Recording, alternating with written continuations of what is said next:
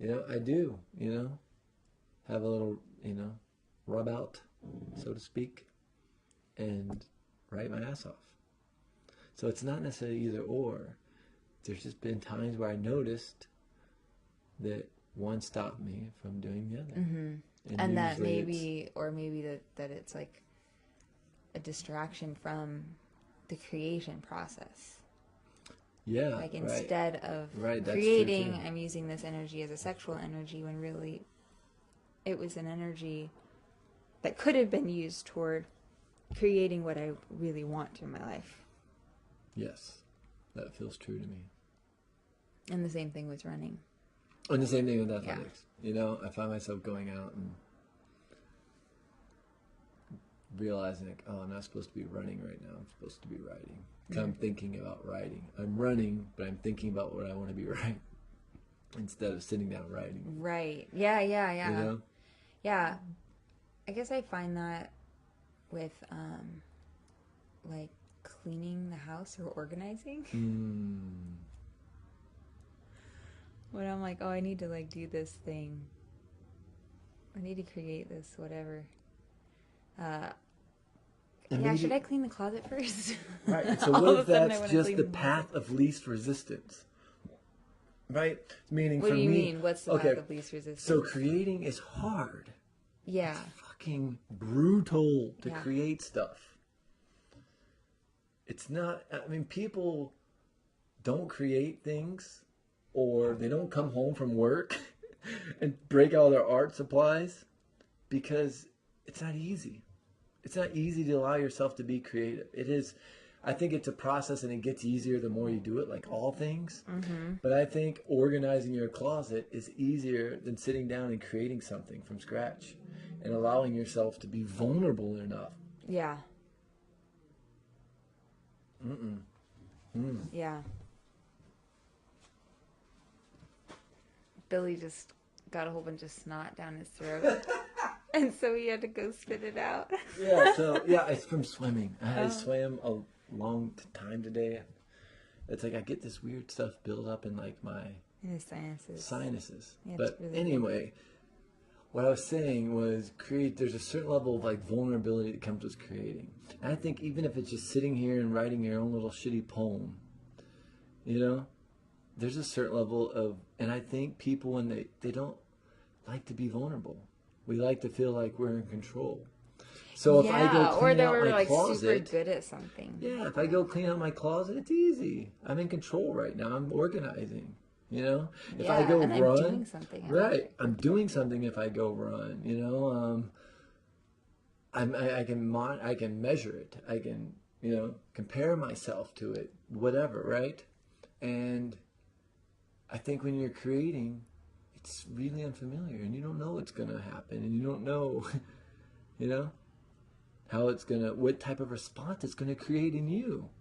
Because you might be sitting here writing like the world's shittiest little like poem and have the most major like life-altering realization during it. Because that's what creativity does. It exposes you to you. Yeah. The words you write and the images you draw and the notes that you play, like, are all speaking something that words can't speak. They're expressing a part of your soul that it's not expressible any other way. Mm-hmm. And so, fuck yeah, I'd rather organize my closet. Because maybe I don't want to face that part of myself. Yeah. I don't want to have to look at this picture and go, oh my gosh, what this represents is this major thing that I've been really avoiding. Need to practice painting more. Right. Or maybe you realize, God damn, I'm an amazing artist. Yeah. And what does that mean? Look at me. I can sing like a fucking canary. Right? Are you going to accept that? You're going to accept your greatness that has nothing to do with how you exist here? Like, we go through these fucking routines, and we prioritize stuff, and don't really pull creativity into that priority list. You know? Yeah, well, it's not really part of our culture. I think it's not. I think it is part of subcultures, and those subcultures, I think, distract or entertain or provide relief, you know, to the main culture. Right. Oh, man. There's something so good. I gotta share this. Okay, share it. But what I was saying was, I think these kind of subcultures, the creative people, the kind of weirdos and the eccentrics and the freaks and are real similar to kind of the LGBT community, right? Because listen to me. It's people that have aren't really fully accepted or understood. Yeah. And so I think it's LGBTQ. Okay, that's cool. So I forgot a letter. All I'm saying is when you get these people together, be it creatives or people who've had to suppress their sexuality or people who have just been abandoned and pushed to the corner and said, "Oh, you're a weird sci-fi freak, Julie." You know? When you get us together and we get to share that part of ourselves, it creates these little subcultures. And I think it's those subcultures that the main culture stands back and judges because they're really judging themselves through that. But you want to share something, so share it. Judging themselves through that. Through those subcultures. But go ahead and share your thing. Get me fired up.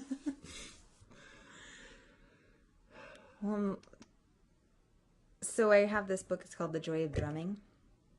And the idea that he's presenting here is that Westerners don't really grow up with music as a part of their culture. And I don't think that's across the board, obviously. Some people have very musical families and others don't. But as a society, we don't really get together and just play music or sing and dance, you know? Mm-hmm. It's not really part of the culture. I think that's a very small aspect to it. It's not across the board. And so I'm going to start in the middle of this paragraph. He said, most Westerners find the thought of expressing themselves on an instrument without having learned to play it to be unimaginable. So music tends to be associated more with performance than with fun and playing. And as non-musicians, we tend to experience performance anxiety when confronted with a musical instrument. The loss of inner freedom and movement and the sense of trust in the experience of one's own rhythmic patterns causes inner despair and the accumulation of stress. Mm-hmm. In addition, because of the pressure to be a material success or to keep a job, we often suffer from isolation or separation from creative processes. Life energy becomes frozen when we do not have an opportunity to express ourselves, to be artistically creative, and to dance. How can we change this? By bringing the ancient power of music back into our lives, beginning with the fundamentals of rhythm.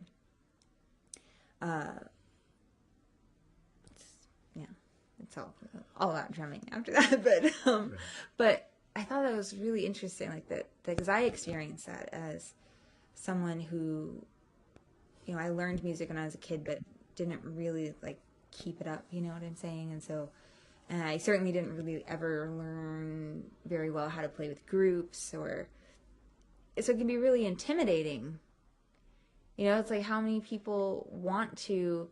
And it's not necessarily just music, but how many people would love to just go sit somewhere and draw or, do whatever creative thing, have a blank slate and make something. Mm. And yet I think a lot of people in our culture are faced with this, what he says, this performance anxiety. That's not even it's not even really relevant to what you're doing. You know what I mean? Someone loves music. Oh, you can't make any money as a musician, and it's first of all, why do you have to make money as a musician? Mm. Why does what you choose to spend your time on need to be something that is that brings money in? you know? You know what I mean? Like yeah, and that's why, a complete why different... does that have to be, like, why do you have to be, like, if you're going to play an instrument, why can't it just be for your own joy and pleasure, right, and not for, like, a performance, right, and you know, or to entertain others. And it's so counter what we're being taught, I think, especially in the, like, entrepreneur community. I know. Right? You hear all the time, if you're not getting paid for what you love to do, then it's just a hobby. Right. You know, it's like, well, what's wrong with having a hobby? Right. Exactly. So what's wrong with, like, you know, making my money, like, manning the gas station and then coming home and writing for 4 hours?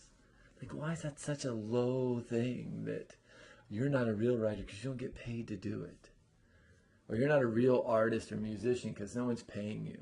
Well, fuck you. Yeah. Well, and I mean, it doesn't even have to be like a gas station job. I mean... Well, I have this, like, you know why? Well, because maybe we should move to Oregon, because I think in Oregon I could go live out my little gas station fantasy. But anyway. You know, well, like cleaning the windows for people. I feel like you're funny. You want to go be a gas attendant? Sometimes I think about it. You know? Sometimes I think about it. I feel like, to me, that was like an association of people who are creative and have loves and hobbies of being impoverished. And I think that you can have a really successful job and you don't have to be unhappy. I mean, go home and create and enjoy your hobbies and enjoy your life.